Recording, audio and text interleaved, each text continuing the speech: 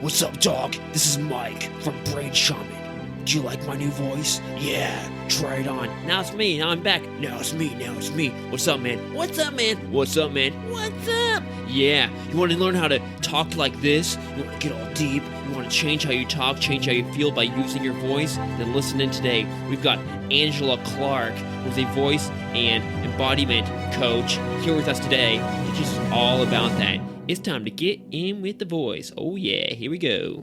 Say hello to Angela Clarke! Today we're going to be talking about voice and embodiment. This is a very kind of big general question, but voice, what even is it? We think of it coming from our mouth, basically, maybe our neck, maybe our chest, maybe further down like in our belly, but we don't really know where it comes from. What is voice in terms of the body? What's happening in the body?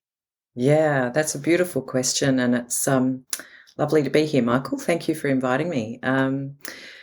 Well, for me, I kind of feel like the voice is the whole of us. You know, it is our skin, it is our bones, it is our heart, it is our circulatory system, it is everything that we are that makes us human. And we have this very limited kind of view of it, as you just said. So obviously there's the mechanism of the voice, which is the vocal folds. Often people call them vocal cords, but they're actually folds. And the whole thing is made up of ligaments and cartilage and muscle at that very kind of point of contact where sound vibrates. But it actually vibrates through our whole system, our bones, our resonating chambers, and in our chest, and in our right down into our feet. So often when I'm getting people to kind of work with increasing kind of volume of sound, it's not about pushing more sound. It's about how do we kind of think about sound in an omnidirectional way. So sound actually comes from the back of our neck as well as from the front of our neck. It comes from our shoulder blades. It comes from our elbows. And so it's really about trying to kind of broaden out this feeling of being connected to the whole of ourselves. And, you know, it can have kind of profound shifts. So that's in its broadest sense. That's really interesting, though, because actually I reached out to you after I did my first Feldenkrais lesson. I don't know if you do Feldenkrais. It seems like you do. Well, I know I haven't done it, but I do know him. Yeah. I know the work. But anyway, it's an embodiment practice sort of thing where you're like kind of moving your Feldenkrais. Yeah. But afterwards my voice was like, whoa, it was deeper. I felt more confident. I felt better. Yeah, and in the exercise, what was going on is there's some leg extensions and shoulder thing, but it's sort of this bodily awareness. You're kind of moving your body in sort of gentle, subtle ways, and then it's sort of this awareness of your body. But afterwards, my voice was actually different. It's like, whoa. And then I kind of reached out to you. I was like, do you know what's going on here? And you're like, I don't know. Who are you? Yeah, I really respect that work, although I haven't done a lot of it. My training, it really comes from Alexander technique, which you may have heard, but it's kind of aligned in those areas. Yeah. And body-mind centering, which comes from Bonnie Bainbridge Cohen. But both of those practices and Feldenkrais, they are all around this whole-bodied approach, which is kind of bringing the mind-body together. So there's no polarizing of the two. So from an Alexander technique perspective, from what you're experiencing is a different use of self. That's how he talks about it.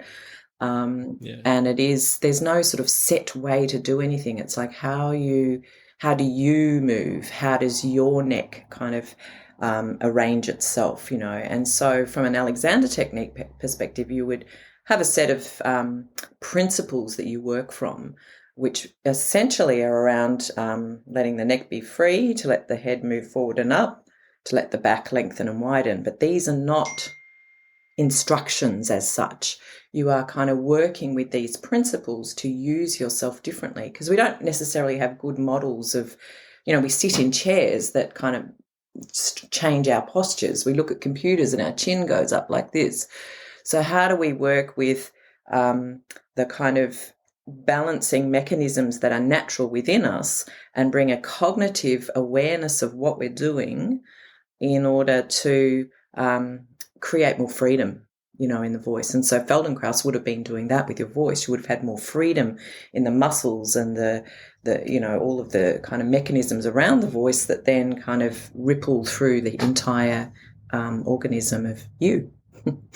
Whoa. So it sounds like the body and the mind and the voice. When the voice is sort of like this weird intermediate thing between the body and the mind, or I don't know what it is.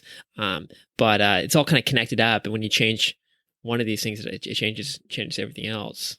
Yeah, actually, that's a beautiful insight. I think having that the voice is kind of the conduit to this bringing together of mind body. In fact, Alexander talked a lot about that it's an intelligent process that that the use of our kind of way we are in the world, our embodiment is. Once we become aware of something from a cognitive perspective, we can then change it physically, but it's a symbiotic process. These things move together. Yeah, yeah. Much like the breath or something, right? And breathing is sort of like Yeah, voice is like a weird like super breath or something. that's so true. That's a lovely way to put it. Yeah, yeah, yeah. So we could basically, I'm interested in how we can use our voice to change our nervous system, but also how the state of our nervous system will affect our voice. We could be, in this sort of sympathetic state or very relaxed parasympathetic state. Mhm. How does that all change our voice? We all know, like usually when we're tense and stressed, we probably talk faster and with a higher pitch, on and on. But yeah, can you talk about how the connection between the state of our nervous system and Mm, how that affects our voice and vice versa? yeah.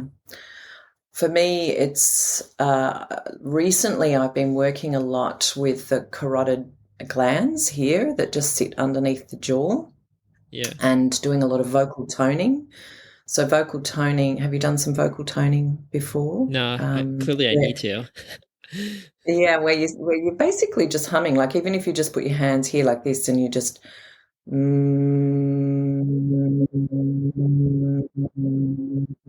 Oh, I do that all the time. I do that. I usually do that before each podcast too, just because it's kind of calms me yeah, down. yeah. I do that all the time. I'm humming all the time in the bathtub, wherever. I'm a hummer. Yeah, hummingbird. You call me hummingbird. Yeah, beautiful. Well, humming is such a therapeutic um, practice on the nervous system because basically it's deepening your breath. So if I hum a sound, usually you would do it for a few seconds or so. I imagine you probably, but Mm. feeling the vibration is actually really important too. Oh, feeling it with your hands. So because what it then does is that you can feel the vibration move through your bones. So Wow. if I start to hum here. I've got my hand actually on my jaw. I realize you've got listeners rather than viewers. Yeah. But if you've got your hand on your jaw and you're humming, or even just as I'm speaking, I can feel the vibration of my voice move down my forearm That's amazing. as I'm speaking. And so then what it's doing with my kind from a cognitive perspective, it's like, oh yeah, sound is coming through my bones. And it's not just the bones of my jaw. I can move that sound into my arm as well. And so I'm bringing an awareness to this fact that my whole being is a resonating chamber. And so the more awareness I bring to that, the more I can kind of settle my nervous system. I mean, it's automatically doing that because the longer you hum, the deeper you're breathing. And so the deeper you're breathing, the more you can hum. And, so Yeah. it becomes this meditative process, which is highly therapeutic, I have found. I work in a prison system too with Indigenous men as an art teacher. And when I first started working there, I've only been doing it for 2 years, but I used to sit in the car park before I went into the prison and just sort of hum to myself and calm my nervous system that way because and it's also our capacity to move our attention around. So by bringing a physicality to it, like, humming's putting my hand on the top of my head and feeling the vibration of my skull, putting my hand on my ribs, feeling the vibration that's coming there, on my hips, so that I can actually feel that move through me. It's like, that's activating the parasympathetic nervous system. It's like bringing me down so that I can function well in the world. And It's like we're taking it into literally taking our therapeutic sort of well-being into our own hands, you know. This makes sense now because I remember watching on YouTube or something. There's this buzzing bee breath or whatever they call it, like a kind of humming kind of thing. And the guy on there was like had this. He was putting his hands all over his face, like had this like he's doing like the Batman thing with his that kind of like where Oh yeah, yeah. his hands were all over his face. He's plugging up his ears and it's like what why? I was like I'm just gonna skip that and just do the breath because that seems just like he's just doing that for appearances. But clearly it was there was actually reasoning behind why he was kind of holding his face as he Yeah, but and you were touching your neck and but also your ribs and there's you could do it like basically anywhere in your that's right. how deep does it go? Would you if you touch your leg would that still that's probably too far, huh? Maybe. Well, this is where you might use your what I would call, or many people call the somatic imagination. So in Yeah. somatics and in body mind centering, we talk a lot about the our capacity to use our imagination to go to different parts of ourselves. So right now, you can wiggle your toes and you can feel your toes on the ground. Yeah, from an Yeah. external perspective, yeah. So I can use my somatic imagination to take my attention right down into my feet.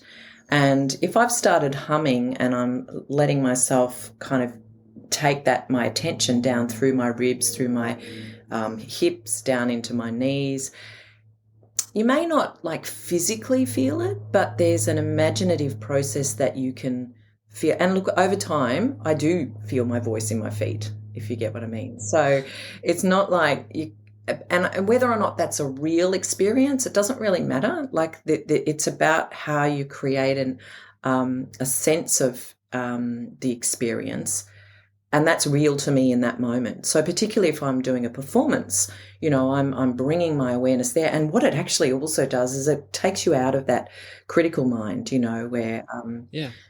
because once I start to kind of have a somatic experience and I kind of take myself internally and I can sense myself in space, it sort of switches off that little voice in your head that's going, oh, this is stupid, this is hopeless, you can't do this, blah, blah, blah, all of that, you know, that nyat, nyat, nyat voice. So for me, it is a process of it's letting the somatics drive the bus rather than the critical voice drive the bus. And it's not like the critical voice goes away because, you know, it's all there. So I'm not trying to stop that or shut it down or something. It's just like, where am I putting my focus? So it's like, it's like when you've got a camera and you hone in on something in particular. So it's like, okay, I'm going to hone in here on the somatic experience of my voice. How do I bring my attention to that? And then the act of doing that is so all-consuming that it just takes everything else into the background, you know, which is a practice. And this is perception of this feeling of connection. So even like I mean I'm not religious, but for people who like they I don't know, they believe in God or something, even whether he exists or not, that feeling is like oh I'm imagining he's really Yeah, I'm connected to him or yeah, whatever, and all this the universe in yeah, Buddhism or Hinduism or yeah, whatever. That feeling kind of does something. And like when we're just in our da da da da da head worrying and have anxiety and thinking we're kind of disconnected from our body, so I think to have that feeling of connection to ourself, to our body, but also maybe with others, with our environment, whatever. I think that any sense of connection kind of calms us down and relaxes us. That's my experience. But yeah, me too. And it also makes us more empathic as well. So as soon as and it opens us up to that relational field. So there's for me we talk. I have a colleague Camilla Mailing, and we work together, and we have this practice we call educational therapeutics, and we talk about the inner sphere, so which is going inside. So the sphere of the inside, and tapping into that through the somatics, and then there's the kinesphere, which is our everything around us, our bodies. And then there's the exterior kind of sphere, which is like my relationship with nature, like how I, you know, feel the relational feel between me and a tree. And so once I start to feel that space between me and the tree, I can drop into a deeper relationship with it, which means I care about that tree more. So for me, there's a real deeper work. This is sacred work, not spiritual in that kind of, woohoo way, but Yeah. it's sacred work where we are teaching ourselves or reminding ourselves of our interconnection within this planet. And so for me, this is deep healing work that is so desperately needed across the globe. Yeah. And so I find that if we can tap in, we go deep, we understand that we feel the relational field, then we care deeper, then we're more likely to make different decisions, different choices about how we treat that tree, how we treat that Yeah. environment, how we treat that Indigenous sacred space, which has been such an issue for us here in Australia. Yeah, I'm a super big fan of all this stuff. How we can, because we have supplements, we have pharmaceuticals, we have technologies, we have all kinds of ways to kind of to change our nervous system and change the way we think and therefore the way we behave, say with the environment and the other organisms and all that. But when we can have this sort of just pure behavioral tool, like you can use your voice. Yeah. Everyone has a voice. Yeah. Everyone has a body. We can use this to change our kind of brain state, basically. But I mean, that's our bodily state. That's our environment. It all kind of links up, right? We're going to talk about focus and other things later too, maybe sleep. But let's keep on this relaxation thing first, because that's what a lot of us want and need. You mentioned Mhm. the humming, and specifically holding parts of your body, touching parts of your body while you hum.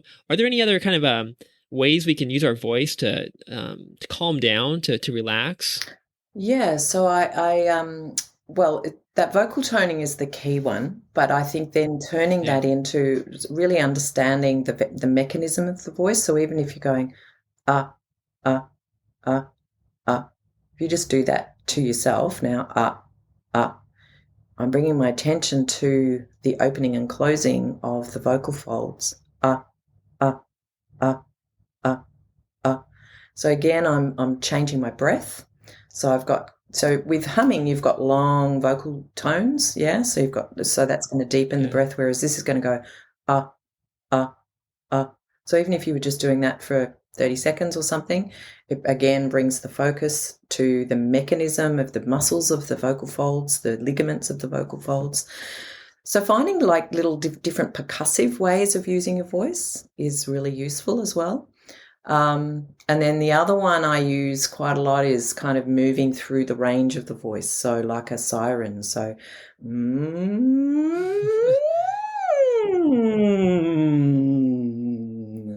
and uh, playing around with that is really useful. Um, and, you can kind of go up and down and up and down and all over the place. And then the other thing I find really useful is I think I said to you before around the carotid glands. So for me, it's about going on the horizontal dimension. So, like tree roots are, more horizontal than vertical. Like I often think about tree roots moving through the ground horizontally. And that's again building up this relational field. So what I find is if I bring my attention to my ears as I'm making sound, and I feel like I've got elephant ears, again using my imagination, I can bring in more sound and then I can send out more sound on the horizontal plane, or the horizontal dimension really. So in movement we talk about planes, horizontal plane, the vertical plane, the sagittal plane, which is kind of moving forward and back, as opposed to up and down, as opposed to side, just yeah. in layperson speak. But we're usually up and down, right? We're always We're up and always down, up and and we're not down, like it's also this way, like backwards and backwards stuff. and There's forwards. a That's bunch of right. directions. So it's like Yeah, how do you how so when I'm doing that kind of siren-y thing, I'm going up and down in the vocal range, which is vertical. So I'm going whoa. But if I go into an E sound, E,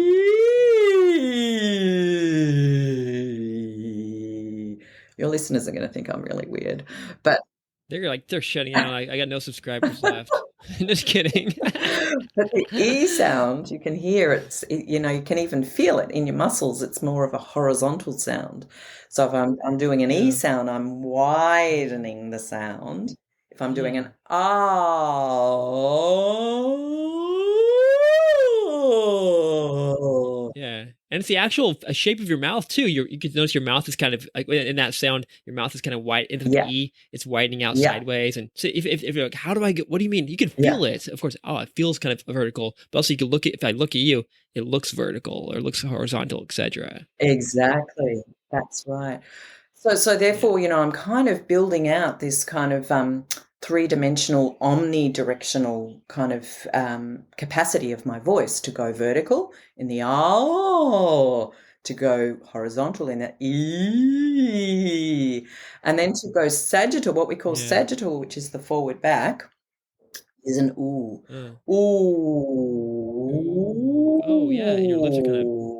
protruding Yeah. out. So, Yeah, so again, it's kind of experimenting with it, what feels right for you, and then letting it kind of ripple through the entire kind of organism is therapeutic in itself, and you sometimes just have to make sure you're at home alone, or somewhere where you're not disturbing too many people. But you can also do it very quietly. So I can just do a little.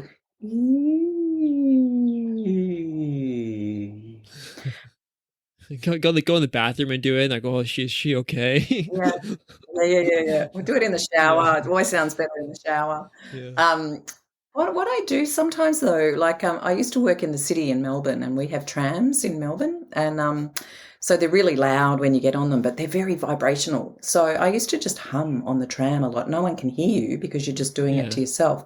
But it's a really lovely way of just kind of coming down from the day, yeah. and just settling yourself after kind of, and then it just stops the chatter, because once you start to feel the vibration within yourself, the chatter stops.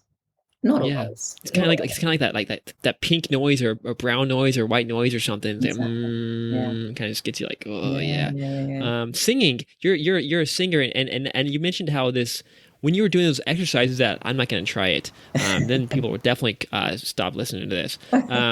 But it's this explains a bit why singing can be therapeutic and why people sing sometimes just to release some steam and Mm, stuff. Because singing, I mean, even if you're doing it wrong, or can you do it? I guess yeah, you can do it wrong probably. But it's it's gonna make you, it's gonna move you through this range, right? At least range totally. a wider range than you typically go into in your normal everyday life. So that's That's right. I guess the more you do it, the bigger that range gets. So yeah, singing. And singing and communal singing. I don't know if you've been. We've got this phenomenon going on in Australia at the moment called pub choir. Have you ever heard of that? Where anyway, No. it's this gorgeous woman. I can't bring her name to mind, but she's doing all the. So she invites people to the pub, and she basically teaches them three-part harmonies for a particular song. And honestly, it is the most joyous experience, and you're kind of there, like really there, present, like you can feel it. And then she sends you a video afterwards, and you can see there's like the last one I went to had 1,000 people in the crowd, and she basically divides it up into three harmonies, and got us I don't know, so focused, and everyone just came out glowing. It was just a beautiful experience. But again, I think from a parasympathetic nervous system, like it's opening up the relational field, because you're actually Hmm. having to open your ears to listen. You're Yeah. with other people, so you're kind of there, very focused on what you're doing. And then it's the breath, because in order to kind of learn a harmony line or whatever, and she invites anybody, like you don't have to be a singer. That's the whole point. Um, but like this kind of focus to learn something in community with others means that the chatter stops again, because you're there, you're so focused, and you're wanting to achieve Yeah. this thing together. It's so beautiful. Yeah, and you feel safe, you feel like Yeah, connected and all that. It's like, oh, you yeah, can relax. They got me. We got each other. If some yeah, big bad wolf comes, we're gonna yeah, get him. yeah. Um, And it opens your heart. I mean, it kind of feels heart led rather than brain led. and when we calm, when we do these exercises, it calms us down, but also, it changes the actual like speed and tone of our voice? Because that's That's also something right. I'm interested in, how to change the voice. Yeah, well, I guess these the more you do it, I mean, this is why we call it a practice. It's practice with a S and a C. We practice these skills and we develop a practice of embodiment. So over time, the prosody of our voice, which is the tone, the tonality of the voice, we can. The more we get to know it, the more we can use our voice as a way of communicating differently. So, Yeah. when I'm working in the prison, for instance, I'm very, very calm and I keep my tone really low. And, I'm mostly working with men. So I just stay quite subdued and, kind of neutral. And then what I do, what I notice is I actually go into that horizontal dimension much more and have this kind of feeling of my ears opening wider because I do a lot of listening. Because listening is the sort of the other side to the voice. It's the both and, it's the yin yang of the voice. There is sound and there is silence. So in order to make sound differently, we need to listen differently as well. And so what I find is that kind of opening up that oral channel um, is therapeutic too, and you have a different kind of listening that happens through the whole body. So you can listen through the skin. You can listen, through the bones, which again is an imaginative process, but Okay. and is a bit trippy. But Super trippy. yeah, but like That's not. It's we good are, stuff. I love it. Yeah. yeah, like we're so much more than what we think we are, you know. I tend to talk fast, and Mm, I also have I don't have a high pitched voice, but I mean probably higher than the average male. And I don't know if those are probably connected as well, the frequency and the speed.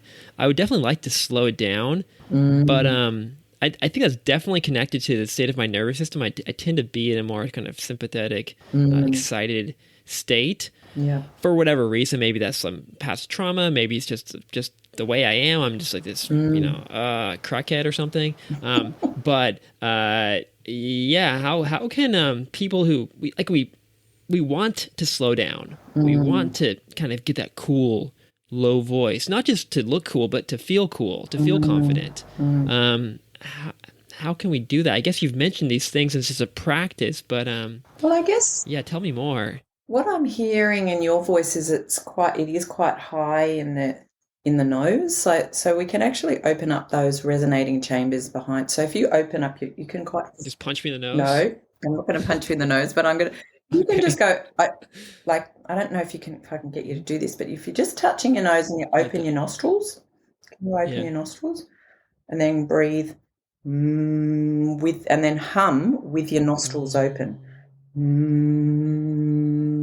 You can take your hand away, but just Yeah. holding the nostrils open will actually open up because we have three concha that go up through on either side of the nose. It's like a little channel. Holding my nostrils open will. Yeah, So, but I can't talk to people like this. I can't just be like, "Hey, nice to meet you." Like I'm yeah. Mike. Even I'm now, like, I can hear that's less nasal. Yeah, yeah. But okay, yeah, I'm doing it right now. I'm basically doing what you said, and that's how my my Feldenkrais voice sounded that way. yeah, This is how this is how I talked after that lesson. But I wasn't touching my nose. I was doing things with my legs and my shoulders and stuff. yeah, yeah. Um, but can I? I don't want to talk to people like this. I mean, I'm cool No, like no. if it's audio only. No, these are things that you do as a practice. You do it, in your own Yeah. home, in your own way.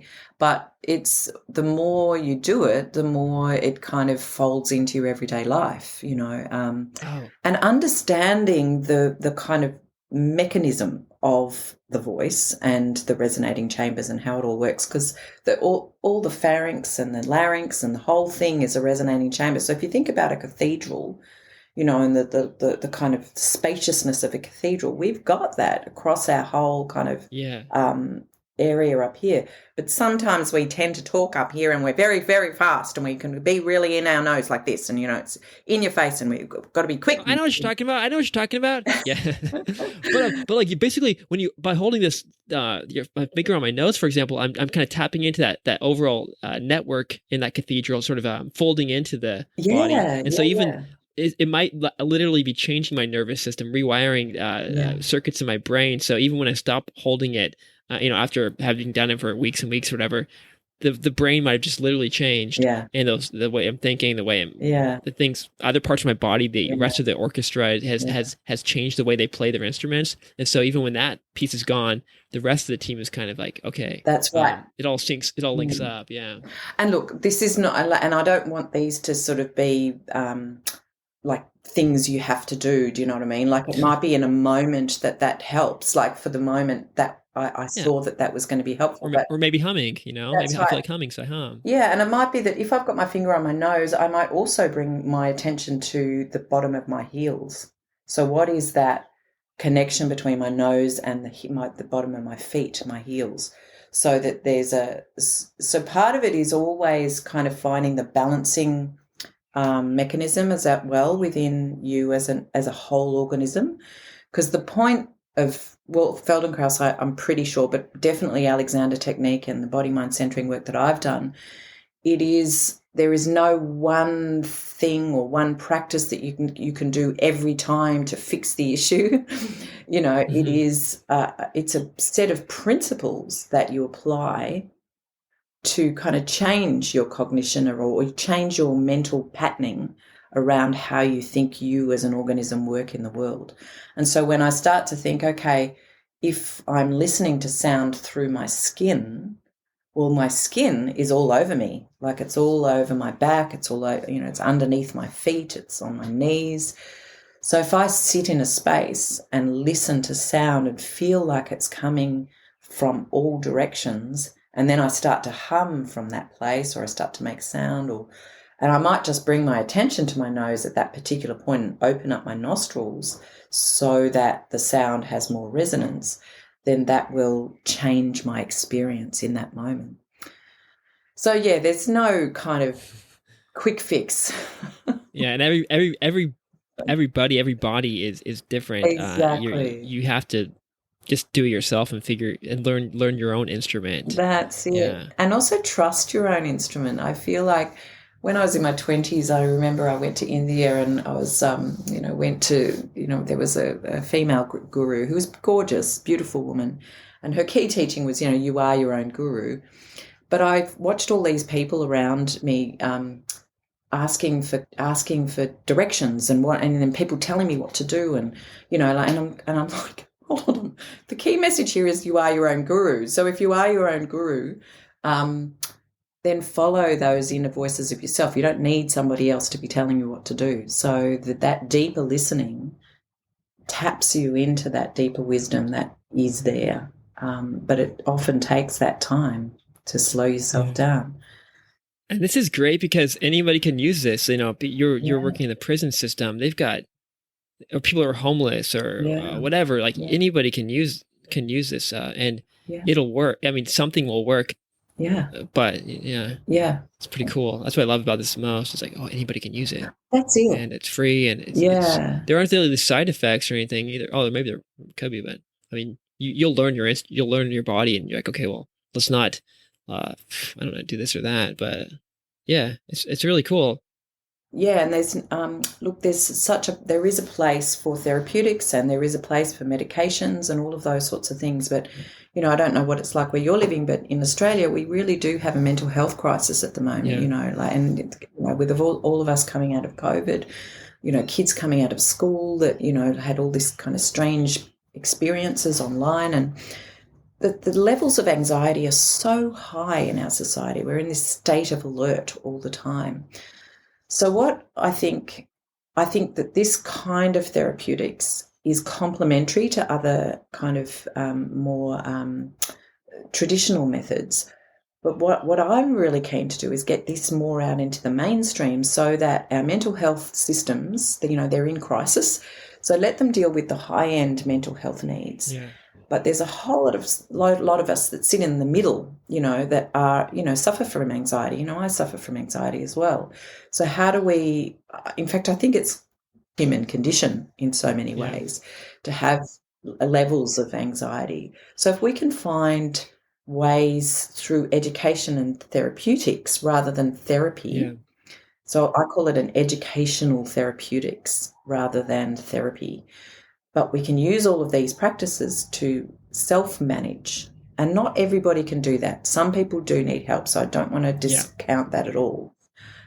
But there is a vast kind of middle ground where people can take their own mental health, mental, physical health into their own hands. And I feel like that's what this stuff does. So for me, it's not just the voice, it's moving as well. Like movement, touch and sound are the three key things that I teach. So that when I'm working with sound, we're not just really sitting in a seat, humming or doing these things. We might be sitting on one of those exercise balls and, using the movement, like I might get them to kind of, you're doing it yourself. I'm like, Yeah, you do it naturally. I wasn't even thinking. I saw you doing. I want to play. I want to do it. Yeah. Okay. So yeah, and that's it. Movement is infectious. So both of us are sitting here for those that are listening. Doing a little circular thing on our chair, moving our hips around in a circle. So how we move, and also bringing my attention to touch. So the fact that I'm bringing my attention down into my buttocks, and the fact how it touches the chair, and then once I sound from that place, then that again brings another different kind of attentiveness to my experience in the moment. You mentioned the nose and some other things. I know the neck is clearly a part of this. The way you hold your neck. I know there's some people they actually do like these neck exercises to change their voice. Yeah, talk about the neck and voice. So from an Alexander perspective, Alexander technique perspective, his whole philosophy was how the skull actually balances on the spine. And so the spine actually comes up really high, much higher than you think. It sort of finishes sort of behind the eyes, really. That's kind of scary. What am I? Some kind of freak? Yeah. Yeah. So as I said before, his key instruction was let the neck be free to let the head move forward and up. Now, people have written whole PhDs on those two phrases. Let the neck be free to let the head move forward and up. Well, what do we mean by forward and up? Is it forward with the nose? Is it forward with the skull? So when you work with Alexander teachers, they kind of retrain that relationship between the head, the neck, and the spine. Really, it's the whole organism. So over time, my Alexander teacher used to kind of, you would be practicing getting in and out of a chair, you would be lying down, she would kind of work with, the whole, probably similar to Feldenkrais. Yeah. My listeners are probably getting so tired of this Feldenkrais thing. Like, stop doing Feldenkrais. I'm like, It's really important. one more? Yeah. So, how about, we talked about some ways to kind of turn down our nervous system to calm down and maybe slow down and get deeper and lower. How about the opposite side? I know we don't need to get all amped up, but we might want to focus, for example. What are some things we could do? I know it depends on the person. Yeah. But in general, what are some things that might work to say improve focus or alertness? Yeah. So I think often it is like literally moving, so getting yourself actually out of a chair. And so often when you're feeling, are you talking about if you're feeling down or your energies are low? Maybe let's say you're trying to get some work done, trying to get some you're trying not to fall asleep. In general for work, maybe say I like writing, I like researching, but I might be like I can't focus. I'm distracted. Yeah. I don't have the energy to do it, but I want to do it, but I can't do it because my body's just not there or something. One of the practices I use is the sleep. Just kidding. It's called Arawana Hayashi, who has developed this practice called social presencing theatre, and she has this beautiful practice which she calls the 20-minute dance. And basically you lie on the floor and you move between moving and stillness. Um, and you put on a little timer. So I'd put it on my phone, and you take 20 minutes to come from lying on the floor to standing. And sometimes you can just do the 10-minute dance as well. So I tend to do that because sometimes you just, want to just take 10 minutes. But Yeah. so I put a timer on and I move and I continuously move and then I hold a position still. So you have equal time between stillness and movement. And then you're slowly moving yourself over a period of time to a standing position and then moving through space. So I find that particularly useful in bringing my focus back if I'm kind of really tired, because it's, again, a mindfulness of movement and a mindfulness. And sometimes I hum through that process as well. So that's a really useful one. But just going back, I just found a little quote that we were, you've probably heard of. Oh, share it. Won't you please share it? You've probably heard of Beastal van der Kolk, the body keeps the score, yeah. And he talks about mainstream medicine is firmly committed to a better life through chemistry, and the fact that we can actually change our own physiology and inner equilibrium by means other than drugs is rarely considered. So there is this kind of whole movement out there that is saying, yes, we need this chemical kind of stuff as an interaction, but we need this other side. And then Stephen Porges says, the physiological states that support defence are incompatible with those that support creativity and promote health and feelings of love and trust. He says that not respecting the body's own responses and filtering visceral feelings over time may contribute to illness by dampening the bidirectional neural feedback between brain and body. So all of this that I've been talking about today is this bidirectional feedback between our kind of cognitive thoughts and our physical action. So for me, it's always bringing it back to movement, touch and sound, where whatever you're doing, get out of your seat, move, have it and one of those exercise balls on next to your desk and start to roll on it and move through. Even if you just did it for a minute, it would absolutely bring your focus back because it shifted your experience in that moment. And if it all kind of is movement in a way, because the voice is moving these things in your body and mind, and touch is like this is kind of feeling of connection and movement. That's exactly it. But it seems like movement. It seems like movement is sort of this key thing behind it all. That's right. So movement and vibration. So vibration sits at the very, very core of everything. The universe is vibration. But if we think about our senses, if we smell something, it's the molecules in our nose that are, the little hairs in your nose are moving that smell. It's little hairs in our ears that move to hear things. It's the vibration of the vocal folds that move.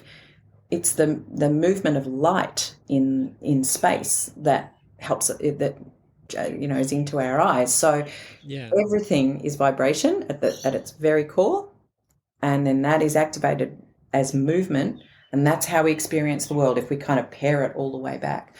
So I guess part of what I'm trying to teach when I'm working with people is this fundamental immersion in this planet and how the physiology of this planet is in symbiotic relationship with us. And the more we understand that, the more we attune to it and kind of have our own experience of it, the more we can be connected,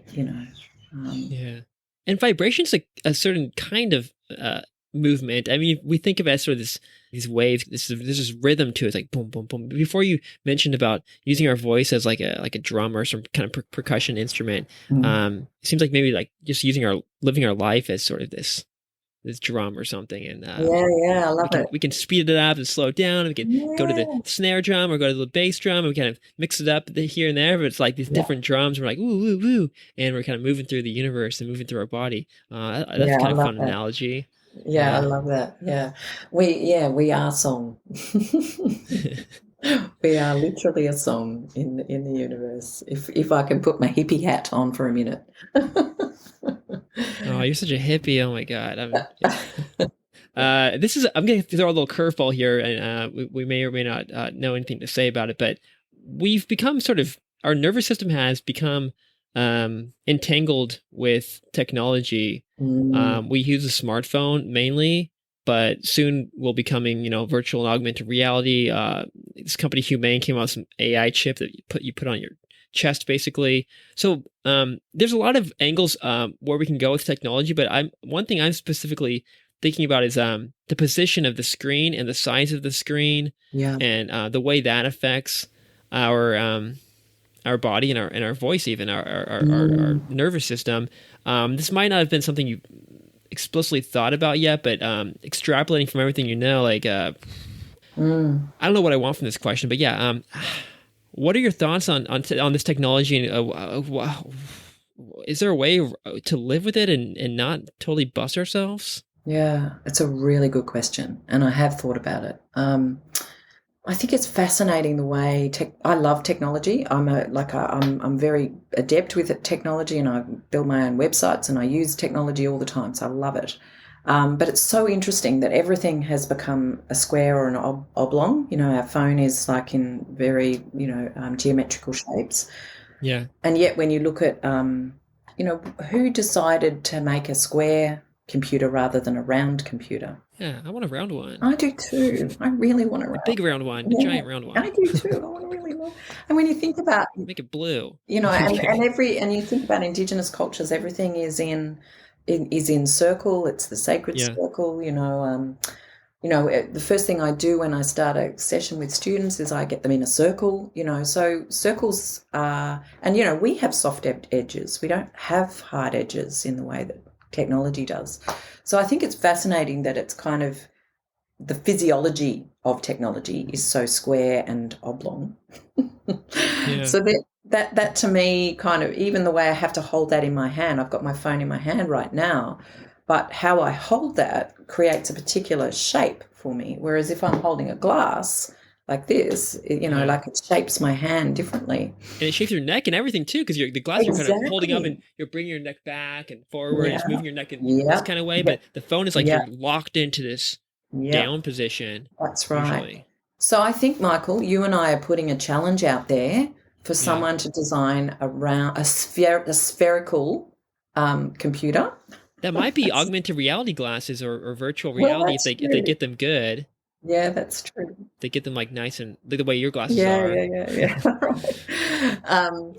So, so I have thought about that, and I don't think that we need to live without technology because I think it's really helpful to us as a kind of way of being. But how I've started interacting with my computer, and often I have run little somatic thing because obviously through COVID we had to work out how to teach online, and a lot of this Yeah. work, a lot of us in the somatic world of, it's like, no, no, no, we all have to be live, we have to be present with each other in the same room, but we've all had to kind of work out how we do it. So even now, if I kind of look behind the screen and bring in the like I can see my street and my trees behind, so it's automatically opening my eyes while I'm talking to you.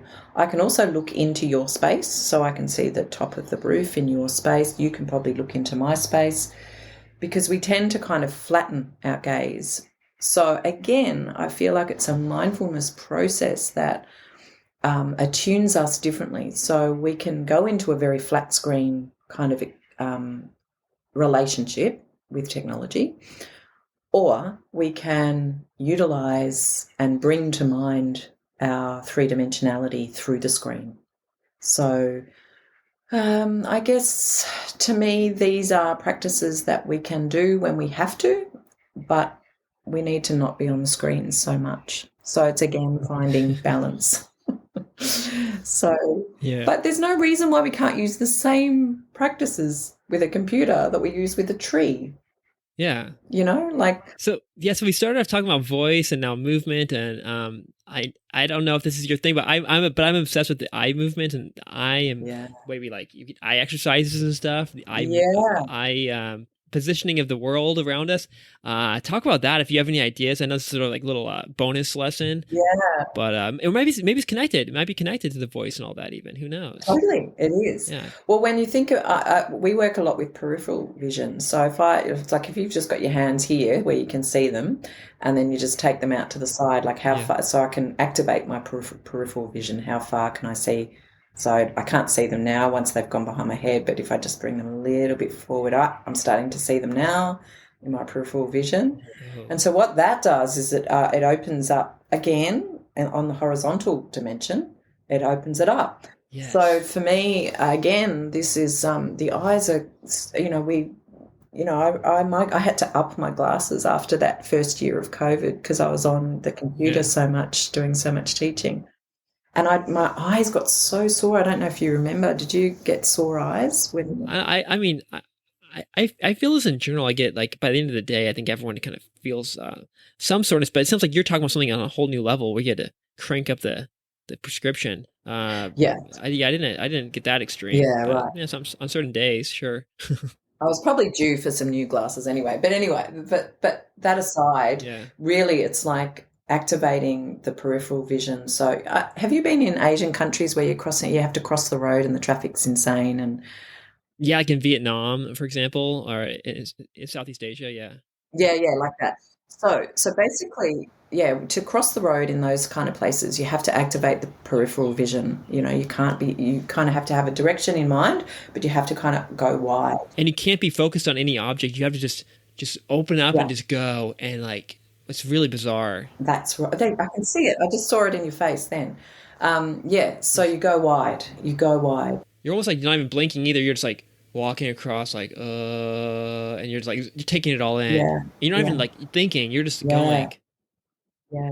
Exactly. And look, your face Yeah. completely changed then when you were doing that. So your tongue gets soft, your eyes go wide, your ears open out. So basically, all your sensory perception becomes really activated. So to me, that's the antidote to what happens when you're on a computer, because a computer goes Yes. brings you into focus.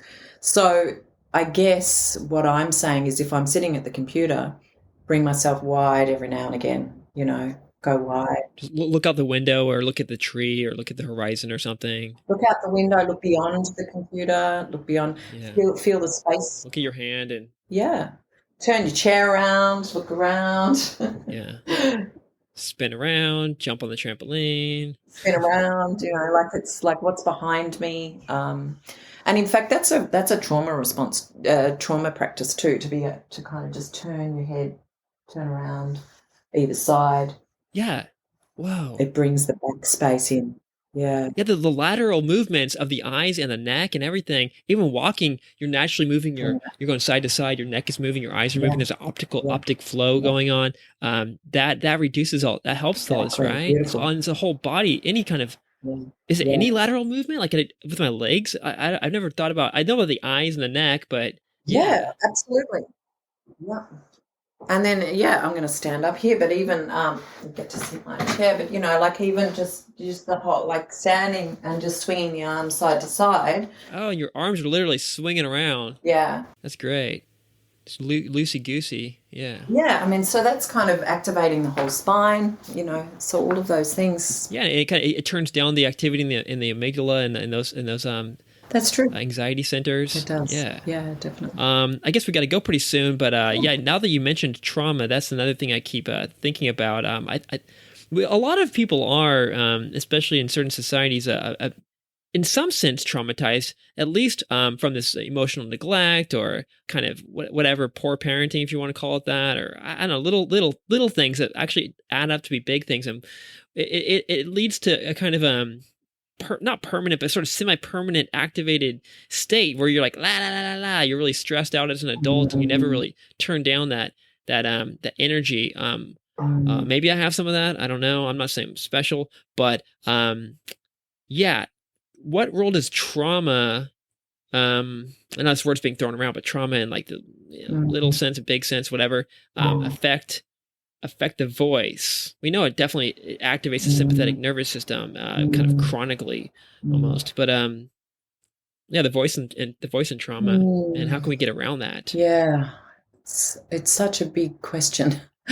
Um, I know. We got 5 more minutes. Let's just throw in a biggie at the end. I, Eat these 5 no, cheeseburgers I'm now. thinking about. Yeah, I mean, it's so interesting you bring that up though now, because when I think about some of the work that I have done with people when they start doing some of the practices that they do that I've described today, it does bring brings tears to people. It can be very emotionally triggering for people sometimes. So as a practitioner, I always have to sit with the person. Like we talk about being trauma informed. So everything is welcome when I'm working with people, and also everything can be stopped in that moment. So you can make a decision to stop doing Yeah. what you're doing, if it's kind of bringing up too much. But it absolutely sits in the voice. Like, when people are nervous, they get the little shudder in their voice, and that's a little anxiety thing. And then when you tenfold that with trauma, it does impact the voice. But I guess it's like mindfulness. Any kind of mindfulness practice is you do it outside the moments when you're triggered in trauma, so that when you are in a trauma response, you've got some things to draw upon in those moments. And so some of that humming sort of stuff that I was talking about, it is therapeutic and soothing. So if you are having a trauma response to something, simply and it sounds really crazy, but like literally rocking yourself with sound can, if I'm just sitting on my chair, just rocking backwards and forwards, humming, Yeah. That's great. and placing my hand on my chest. I've got my hand on my heart at the moment. It's such a soothing way. It's a self-soothing way. Yeah, like treat yourself like a baby. You kind of yeah, you little baby, let's take care of you. Yeah, And it yeah. brings you to safety. Like it's like I how you wish know. your parents maybe had kind of loved you Yeah, or touched you or held you or that's whatever, right. and That's talked to you, right. and you could do that to yourself, I That's right. guess. You can, and like we are here on the planet with others, and when we can do it with others, even if we don't have to be touching another person, but if we are in community with somebody else, then that can kind Yeah. of be an exponential kind of soothing. It's a feeling of safety, right? And my dog has just come to join me. It's all about feeling safe, and even having a dog there, you have a Yeah, pet. That helps, right? There we go. yeah. I'll just say this is Oh, this is my dog. This is Bella. well, Yeah. Bella looks very So she will always calm and come. I don't know if you want to say happy. Yeah, She is, happy to be yeah, there. she is, and she'll Yeah, she'll do the lean. You know how dogs do that lean against you. I love the chill dogs. Yeah, I love the chill. I hate those ones that are all activated and traumatized. Those are yeah, terrifying. yeah, I'm sorry for those dogs, but yeah, yeah. this one seems pretty good. I can have one like that. She was a rescue. She was a rescue dog, and so Oh, she can have her little moments. But she's got some empathy though. yeah, we learn together. Cool. Yeah. So just bringing ourselves to safety through things with our voices, movements in general. Yeah. We covered a lot of stuff here. Thank you so much. I would love to hopefully dig into more of this again sometime, but let's just leave it at that for now. If people want to connect with you, or my voice is already kind of changing. I feel like I feel relaxed. Yeah, it's good. Your voice changed my voice, and your ideas changed my ideas and my system. Oh, Thank you. If people want to kind of learn more or whatever, you have a website, I know. Where can people go? yeah, my website probably is Live Particle, Yeah, live as in LIVE dot particle dot com. No, live particle one word .com.au. yeah. I'll link it up. Yeah, that's the main one. Yeah, that's the main one. Yeah. Any additional resources or tools or things online or books or anything that you highly recommend? Yeah. Yours or aside Yes. anything? Yeah. Yes. I mean, look, I would love people to engage with the body mind centering work, Bonnie Bainbridge Cohen. So if they just Google that, she's in her 80s now and she's still teaching, and she's kind of Yeah. doing this extraordinary. She's got a lifetime experience of embodiment. Like if that's the kind of go-to place, I would say. And Oh, she's got some great. beautiful courses out there. That are all online now. So she, as an 80-year-old, has taught herself how to, teach online as well. And so I'd highly recommend getting on. And she's got lots of free stuff on YouTube as well. So just getting and yeah, on my website, we've got some free resources there too, if people are Yeah. interested. And Can you say her name again? What's her name? Bonnie Bainbridge Cohen. Bonnie Bainbridge Cohen. Oh, cool. Yeah. You just revealed the jackpot. Yeah. Yeah.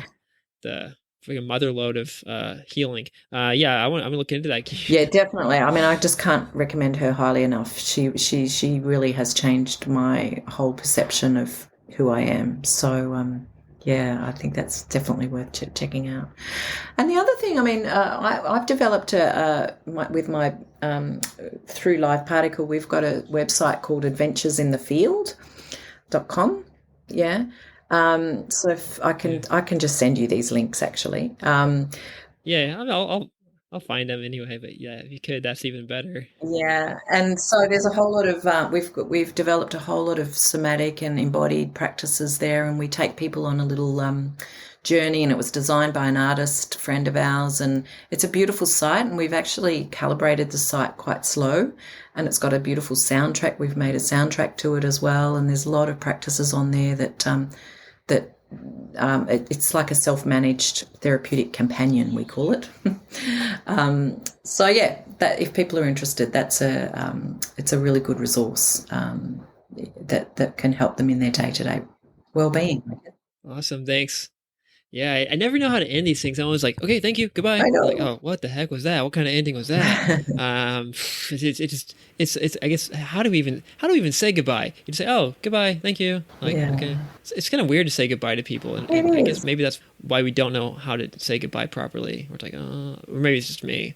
Oh, we can just say go well, and it was just lovely to meet you, Michael. Go well, go well. Lovely to meet you too.